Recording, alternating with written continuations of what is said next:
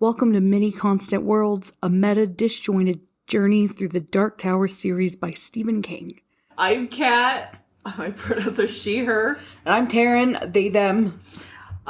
This being episode 1, we're going to give you an overview of what we're going to try and do in a really meta attempt to read Stephen King. So, we'll start with who is Stephen King, in case you've been under a fucking rock. And there is going to be cursing. I'm not editing this out. No, I think if you're coming here for a Stephen King podcast and you're looking for something family friendly, you've never read Stephen King. Can you imagine? Like, I don't know, I just want something really nice and just a calm stroll in the park. I don't know what you're doing. I don't know where you've been. So yeah. So there will be salty language, salty attitudes probably. And these are the people that we are. That's fine. So Stephen King. He is an author associated with horror. However, there is an argument to be made that he could be called a fantasy author, specifically probably dark fantasy. But that's going to get us into a much bigger conversation about genres. Because, of course, you take a couple of book nerds, we have a lot of feelings about genres. Yeah, I feel like horror is what Stephen King wrote to get to write fantasy. And I feel like if we ever actually make it to book 7 of The Dark Tower, like that's the thesis of this podcast, is that that's what he wrote to get here. Like, okay, but obviously, like, haven't read all of Stephen King. And I haven't read Carrie yet. I've only seen the Carrie movie. But legitimately, what the fuck is scary about Carrie? Teenage girl. That is an unacceptable answer. Bullies, hormones, menstruation. Like, there's a lot of really scary. I mean, when did it came out in the 70s? I think so. Yeah, like, I don't know, religion, like. Okay, I'm not afraid of anything in Carrie. Even the crazy mom. But maybe the book is different. I don't know. Maybe. I think it... Yeah, can you imagine, like, being a kid and being up late and being like, I'm scared Carrie's gonna come find me? Like, I feel like I would have just been more like, I want to be Carrie's friend. I don't know. I was a kid who was scared by, like, everything, and I just... Yeah, now that I've seen Carrie as an adult, I still haven't read Carrie. Anybody who says they've read everything by Stephen King is lying, as far as I'm concerned. I don't even think Stephen King's read everything that he's written. Considering that I believe he said he doesn't even remember writing Cujo, I'm guessing not. So... Case rested. It just isn't. It's scary. It's scary that could happen. Maybe it's scary, like, oh, my kid will be a Carrie.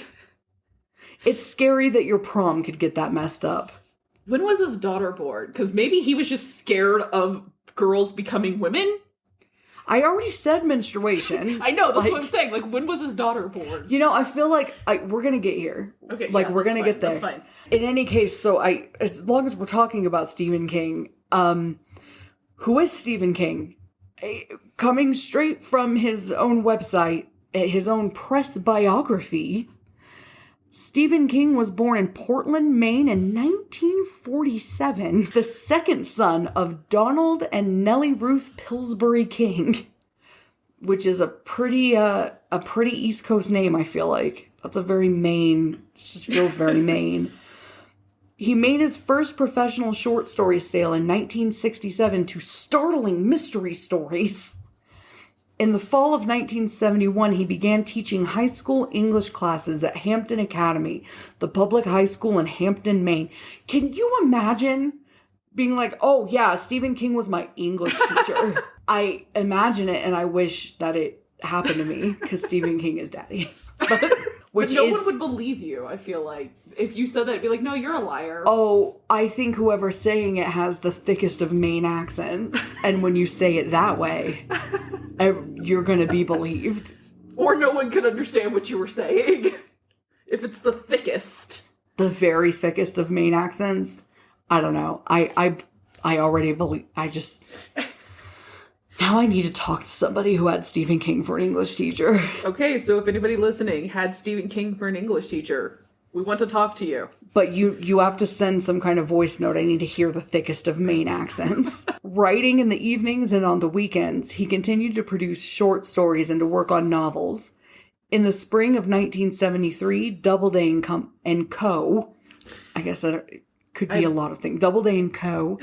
accepted the novel Carrie for publication, providing him the means to leave teaching and write full time. So it was scary because it led to everything else. He has since published over 50 books and has become one of the world's most successful writers.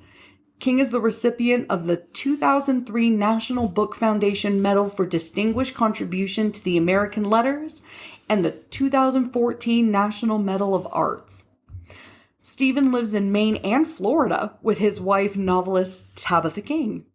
They are regular contributors to a number of charities, including many libraries, and have been honored locally for their philanthropic activities. So he also summers in Florida.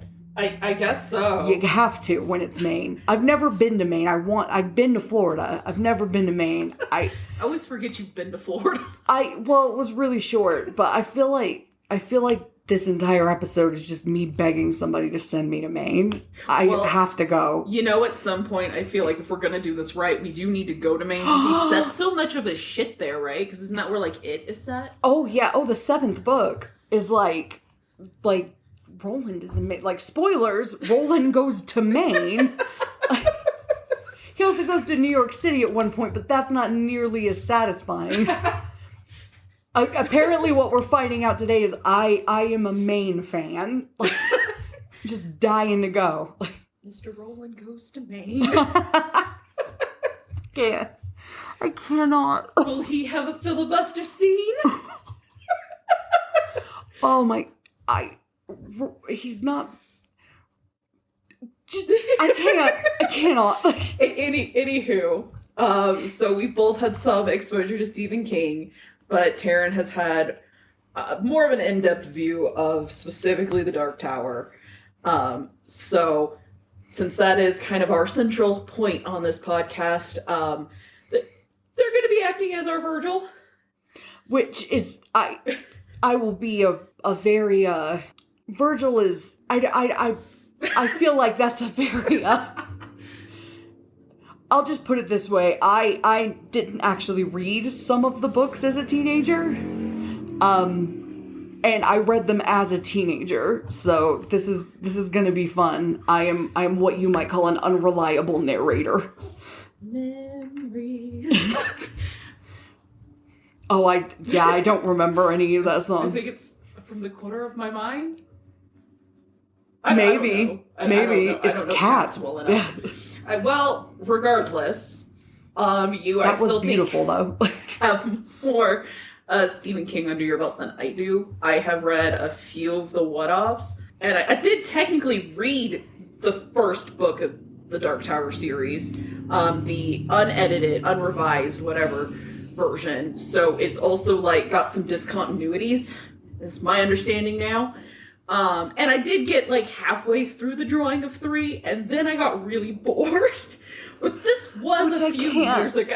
I can't even, you can't stop partway through the drawing of the 3, like, but I can understand, I guess, to an extent, if you're reading the unrevised Gunslinger, because it's just like a group of stories or some shit. Like, well, and I mean, for context though, like, it was an audiobook. And I think that these are just not ones I can do on audiobook. The drawing of the 3 was? Yeah. It was the audiobook version, because it was well... Interesting. We used to work at a book warehouse, and I had to stock shelves. You pop in earbuds, and you spend your 8 hours listening to something. Yeah. And I was doing the audiobook version of The Drawing of Three, and that's how I know I was about halfway through it. And So many questions. Just had to stop because I was struggling to pay attention, and sometimes I have to have the physical book versus audiobook. I think you can understand that. And I suspect that is a book that I need to just, like, have. No, that makes sense. I mean, Roland just goes on so many long, lengthy monologues that you have to... I kid, obviously. He's not... Stephen King is a very wordy author, so I can see why you would need to skip along. I'm lost in questions that I can't ask because we're not to that book. And I don't want to sit here and just constantly reference. But I need to know if you got to the point where Roland tried Pepsi for the first time. I don't think so. No wonder you could. Oh, no wonder you couldn't keep going. That so was long ago incredible. that I don't even quite. I only remember bits and pieces. All right. Well, it might eventually change. We may eventually get there. I certainly hope so. Well, as might be obvious, and as we discussed, I have more experience with the Dark Tower. This is what I would call a fun story. I don't know that anybody else would find this a fun story. The short version is that my mom got me into the Dark Tower, which is, I think a lot of people probably have an experience similar to that because it was like a 30-year like trek from the Gunslinger to the Dark Tower, which is the 7th book. I was one of those kids that read instead of learning social structure or how to make friends. So over summer breaks, I read anything that came into the house. And luckily, because my mom was a reader, there was always a really big supply of books. I remember one summer, my mom got a giant box of like Archie comics at like a yard sale, which in retrospect, possibly like an estate sale, which is different. But as a child, I didn't really understand that. But people don't just collect like Archie comics for a long time and then sell them. Just get rid of them. But never occurred to me at the time. Hey, maybe it was a messy divorce. You don't know. That might be worse. Like, I'd rather think somebody loved them until the day they died than Spite sold them. Yeah, I had a box of Spite comics. Okay, so look, we made it a slightly better option. Either way, I just read them like I was the weird kid reading all the Archie comics. God, now that's all that's in my head. It's like, well, better they died than scary. I couldn't do anything scary though. Like, apparently I could read comics that were owned by a dead person, but I couldn't read comics about dead people. You didn't know at the time that it may have been owned by a dead person. That's true. If you didn't realize it could have been an estate sale. But like, oh, do you remember those like scary stories to read in the dark or whatever? I do. We used to scare the shit out of each other with them. Yeah, I read Archie books instead. Like I couldn't read. No, some of those stories are really fucking creepy. Yeah, no, they're too much. The one with the girl with the ribbon on her neck. That one never really bothered me, but I remember there's this one It still bothers that me. I think it was supposed to be like a vampire or something, and it just kept scratching at the window. And like you keep like the chick like keeps looking out the window and there's nothing there, and finally she looks and there's something there staring back at her. That one creeped me out. But No. Summing it up, it's not super creepy now. Oh my god, the one with the girl with the ribbon on her neck, and then like she like marries a dude, and they live together, and he keeps bugging her about it, and then finally she's like, fine, and she just this is not the way the story goes, that's how I remember it. And then like he keeps just bugging the shit out of her, she's finally like, fine, I'll just show you, and she takes the ribbon off and her head falls off. And then like, remember chokers became big again, like, because they were big in the 90s, and that's like the whole thing, and then they were big again for a few years. There's all these girls running around with big fat chokers on their neck, and I felt re-traumatized, and I didn't appreciate it. That's valid. Yeah, so obviously I didn't read when I can't handle people around me wearing chokers, I couldn't read scary books. But I read it. Oh my god, I read so many Babysitters Club books. I read everything.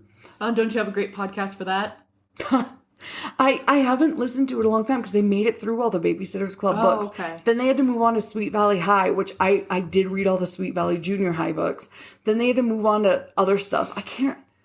It's like the Babysitter's Club. Okay. But they've had to change their name because they moved on from series, so I don't remember what they are anymore. Okay, well, they might have started out as the Babysitter's Club. They did. I'm positive they started as the Babysitter's Club, and they were great. But I haven't listened in a long time. Fair. So in middle school, a friend of mine got TikTok by Dean Koontz. I still remember. Had like a little like voodoo doll on the cover. Oh yeah, I have a memory of this voodoo doll on the cover. And she kept sharing bits and pieces of it until like I'm like I needed to know what happened. And I had a full-on, like, meltdown. Like, I still feel bad for my mom because she couldn't find it. It wasn't at the library. It wasn't at any of the used bookstores. She couldn't find me a copy. My friend wasn't, like, forthcoming with her copy. And I was desperate to find out what happened. Like, desperate to find out what happened. And I had, like, a, 13-year-old with ADD, like, full-on meltdown, could not handle it. And when your options are slim in a small town, like, oh yeah, you're not exactly flooded with bookstores. Oh yeah, in a small town, like, before, it's not like I could hop on Google at that time and just be like, what happens in Dean Koontz? Like, what happened at the end of this book? But so I read that one, and my mom had already been a big Dean Koontz fan, and she just started throwing Dean Koontz my way because I did finally get to read that book. And then I also got into Anne Rice, which was another one my mom and my grandma were super into. And that was kind of scary book adjacent. And once I'd done that, my mom decided it was time to introduce me to The Dark Tower. It took a lot of convincing that it wasn't horror. I was not and am not what you would call a brave person. But my mom assured me, and I assure any new readers, that it's not anything like Carrie or Cujo. It's epic and you'll love Eddie. But I never finished Wolves of the Kala or Kaya. I don't know which. I'm hoping to get the audiobook so I'll ever find out if it's Kala or Kaya. And I barely read Song of Susanna because I was a little shithead that easily got bored. I had undiagnosed ADHD as a teenager, and I just got very easily bored and didn't give a shit. And book 7 came out right around when I had started reading, which ended a 30-year wait for people who had started with The Gunslinger, and I just wanted to read that one, and I've read it about 1 million times. So, when Kat is saying that I'm going to be the guide or be Virgil, I think the term is unreliable narrator. Like, I'm just kind of vaguely, I'm rediscovering this with everybody. I just have little bits and pieces that were my favorite bits and pieces. That I did read Salem's Lot, which was actually legitimately scary. I have heard that. I'm actually really excited to get to that one because I've been meaning to read Salem's Lot since I was a teenager and I just never did. So I'm excited for you you're gonna like Salem's Lot, I think. It is right up my alley, because I remember it was around the time that I'm like, yeah, I know I want more, like, scary vampires. That's what I was it's spooky vampires, so I think you're gonna like it.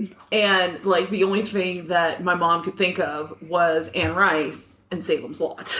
Yeah, and they are two ends of the spectrum as far as vampires go. Yeah. Like, I will say in Anne Rice, at least the vampires are, like, murdery. Like, it's not like Twilight, which I say that as somebody who also loves, like, I'll love the Twilight. Like, I read that shit too. Like, I don't mean that as shade on Twilight. I just mean this is like a triangle. Like, they're all different points that are just very far from one another. We got different kinds of vampires going down. Yes, for sure. Well, unreliable or not, you still have a lot of Stephen King under that belt there. And, I mean, I don't know if it outnumbers mine. I feel like it does. It seems like it probably does.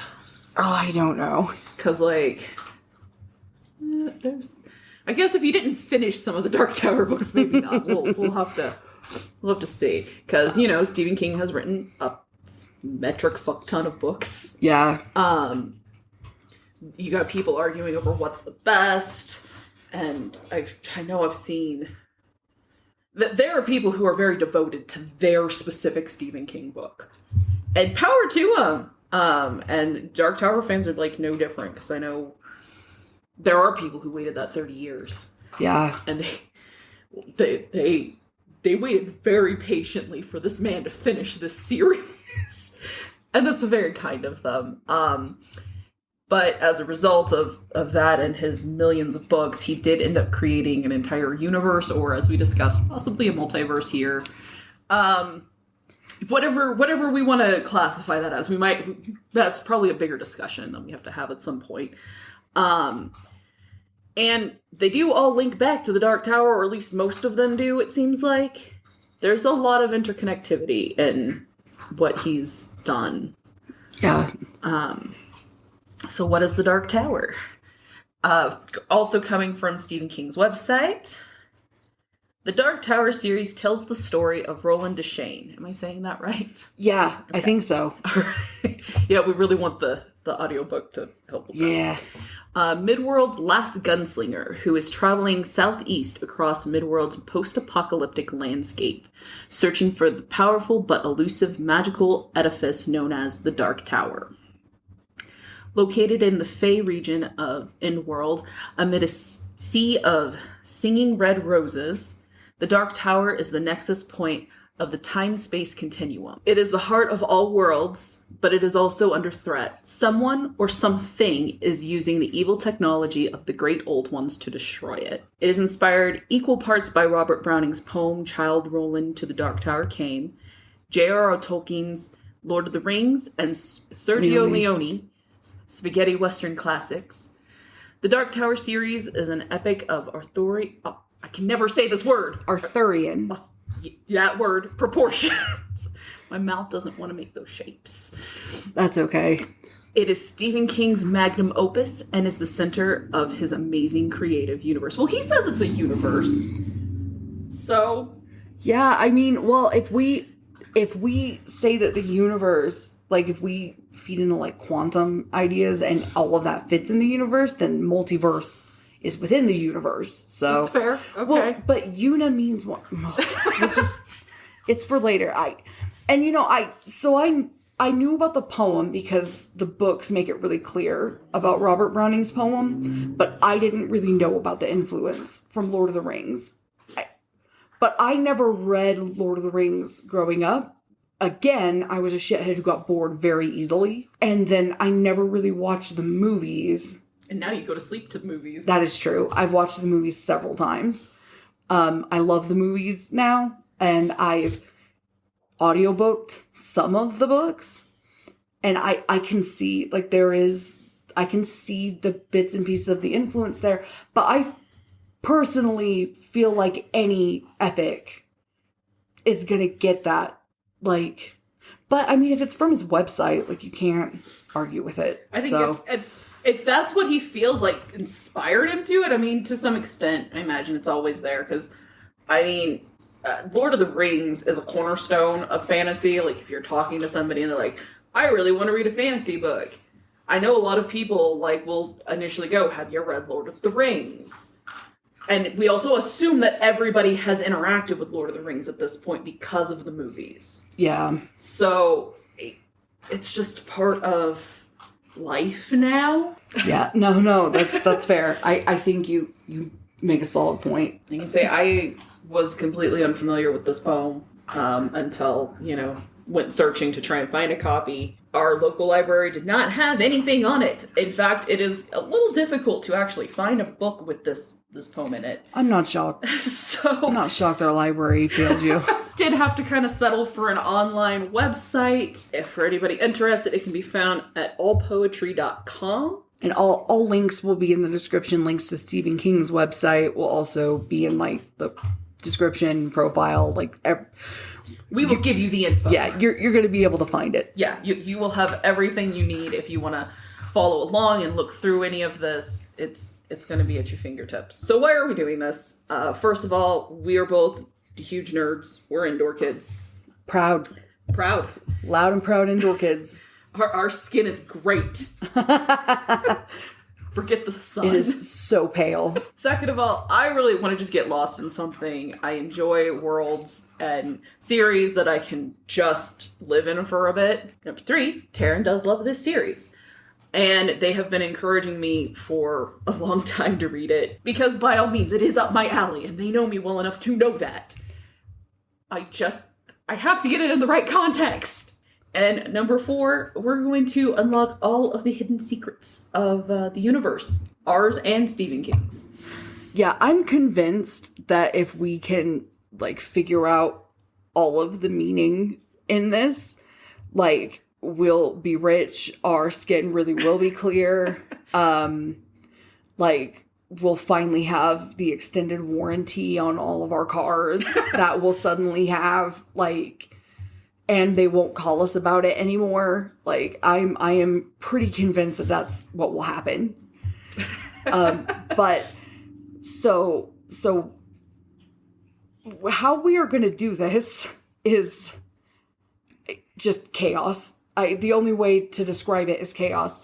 So if you are familiar with the series at all, you will know that it is, as we've discussed a couple times, it is interconnected. It is referenced elsewhere. Stephen King describes it as his magnum opus, and as such, it touches many of his other works. So with what foreknowledge I already have, and acting as a unreliable guide, and having read most of the series, have some idea of where some of those links and references are. So we are going to read The Dark Tower. We are going to talk about The Dark Tower, but we aren't going to limit ourselves to those 7 books. Whenever we hit a reference to one of King's other works, we're going to immediately pause and switch gears and read that interconnected book. So we're getting really meta here. And why are we going so damn meta? We have to. The series is layers on layers, stories within stories, worlds within worlds. If I can slip to a different author, it's a feint within a feint within a feint. It only follows that we should experience it that way. We're going to build this tower brick by fucking brick. If we find all of the little hidden pieces and spiderweb it out Charlie Day meme style. I do expect that by the end of this, or even in about a month, we're going to have a board. Oh, yes, we'll have to. We'll have to get some yarn. Well, we got plenty of yarn in this house. Yeah. All right, so we're going to be starting with book 1 of the Dark Tower series, The Gunslinger. It was originally published in 1982, and it was joining together 5 short stories that Stephen King had released previously in a magazine called The Magazine of Fantasy and Science Fiction. Point for a fantasy author here. The book was revised in 2003, as we very briefly previously mentioned. So there are a couple of different editions out there, and the original 1982 version has been changed a bit when you pick up the 2003 version. The 5 stories that basically came together and are now almost like, I think they're like part titles, or because they're not quite chapter titles, but they're like part titles. Yeah. Are The Gunslinger, which was originally published in October of 1978. The Way Station, published in April 1980. The Oracle and the Mountain, published in February 1981. The Slow Mutants, published in July 1981. And The Gunslinger and the Dark Man, published in November of 1981. 81 was really busy there. Yeah, I'm curious to know what was happening for him. Yeah, I am too, because I'm just like, 2 years before we get the second one, 1 year before we get the third one, and then all of them just months apart. But that's really, if you look at how he wrote a lot of the Dark Tower, it seems like he did it in fits and bursts this way. And it does seem like both of us have only read unrevised versions of this book. Mainly, we've figured that out because Kat's copy is an unrevised version, and I read it before 2003. So there's just no possible way I read a revised version because it was just pre-revisions. So the unrevised version cannot be purchased new or on digital. There are used sellers who may have copies of it unrevised, or maybe you'll find it in a thrift store, but otherwise what you're going to be finding as revised versions, either is fine. It might be a little like different from what we're talking about, or things just might be a little wonky comparatively, but don't trip. Yeah, we will try to join all that together because we do have copies accessible of both. Yeah. Based on the online reactions to the subject of the original versus the revised, it does seem like it's just that things got cleaned up and they're made to be more like seamless as we move into the books that he wrote forever later from the first set. So he was just trying to make it make sense. And I personally appreciate that because having read that unrevised version, I do remember feeling a little like confused, like how it was part of a series. Because I didn't know. I had no idea there was a revised version. I found my copy at a thrift store. That's fair. I think because it was written in the 5 pieces, it was very like, in order to sell stories like that a lot, they have to be able to stand alone. Yeah. At least according to like my author connection. So no, I think that makes sense for just the Gunslinger. I could not understand how this book pieced into a whole series of like 7 some books. I'm like, the story was done. What are you talking about? Yeah. So either way, it's no shock that the internet has a lot of feels about this. A lot of the comments I saw just when I was trying to like do some research for this is that they're a largely unhappy group that the revision was done at all. The biggest arguments I kept seeing was that they felt like the revisions didn't add anything. But frankly, I think it's a lot of people don't like change. What? There's people on the internet bitching? I know, right? You found unhappy people on the internet? It's just not. I cannot. Like, either way, in instances where anywhere moving forward where there is a revised version and an unrevised version of a book, we'll make sure to go through both. And notes will be compared. This is depending on access to unrevised versions. If it exists, but we can't get a hold of it, guess which one we're going to be reading? Like, yeah, pretty much. We'll do our best. And hey, if you have a copy of an unrevised version and you want to help us out, we'll be accessible. Yeah, don't worry. Yep.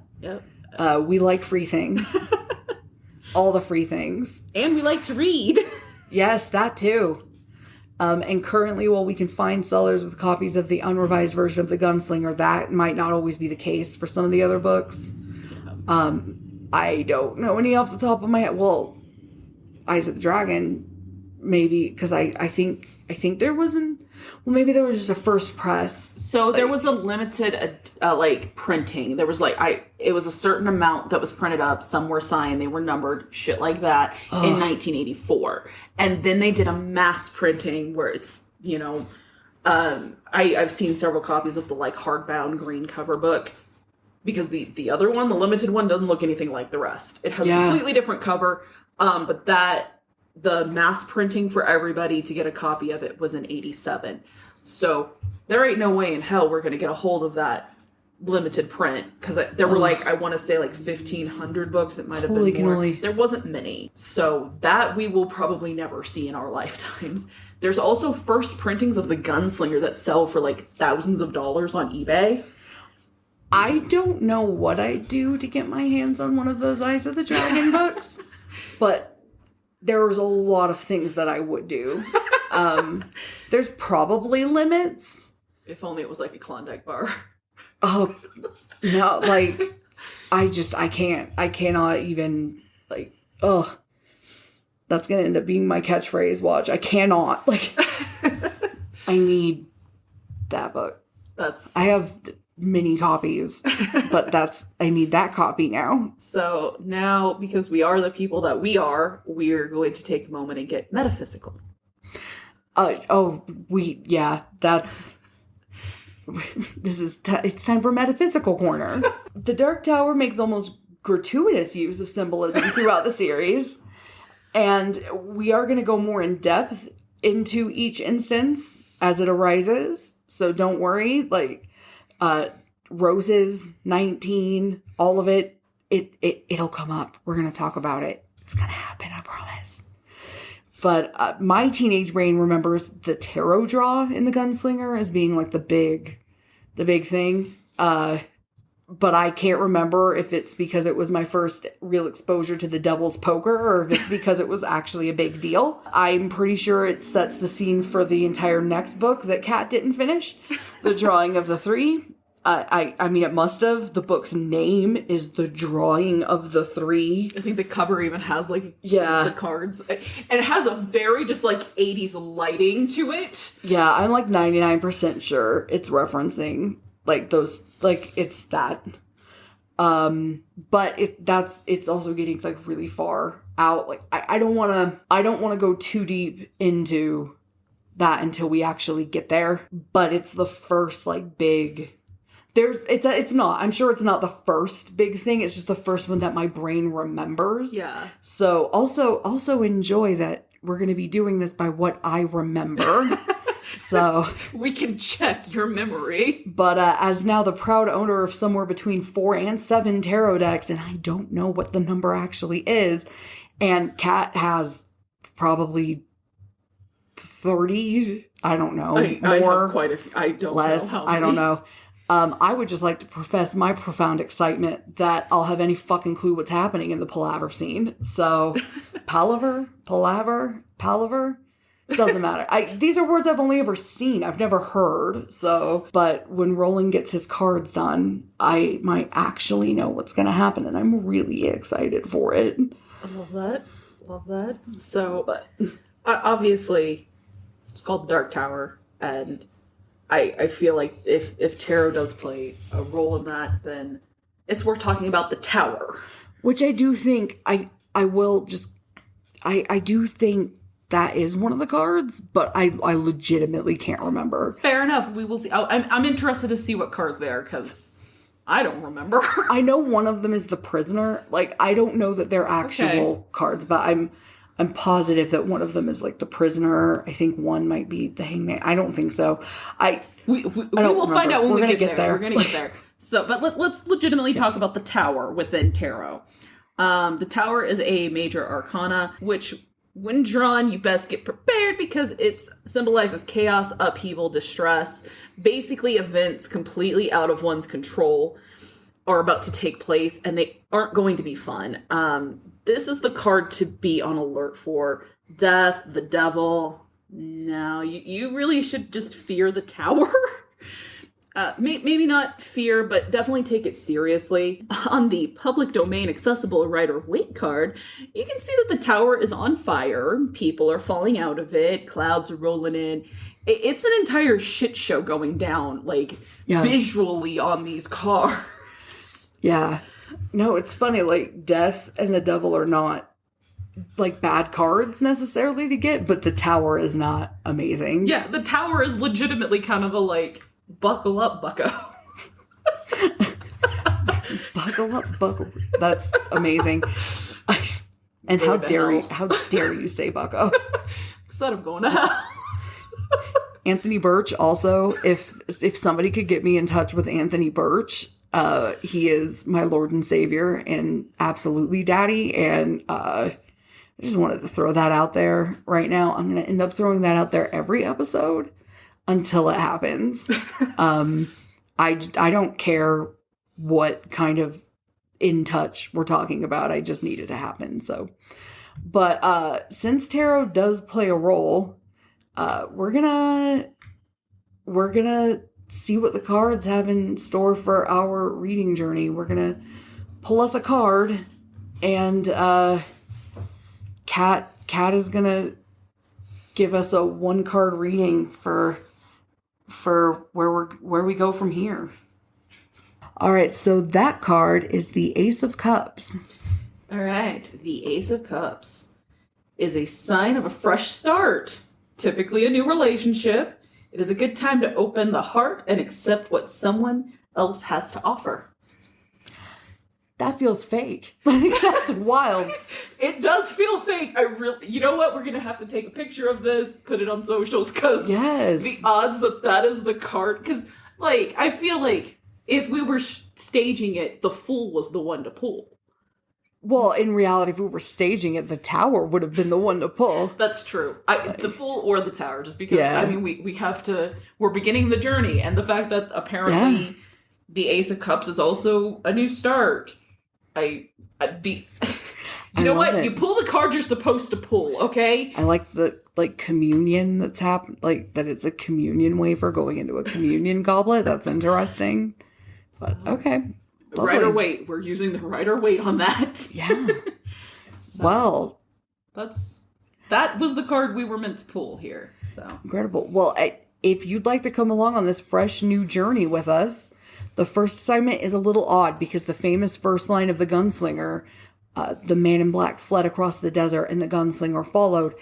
Immediately, we are into another book, which I am not going to argue with. It's my favorite. It's the origin of our man in black, Randall Flagg, within the eyes of the dragon. So the assignment is as follows. It's the very first line of 1982's The Gunslinger, revised or unrevised, and then through stanza 50 of 1987's The Eyes of the Dragon.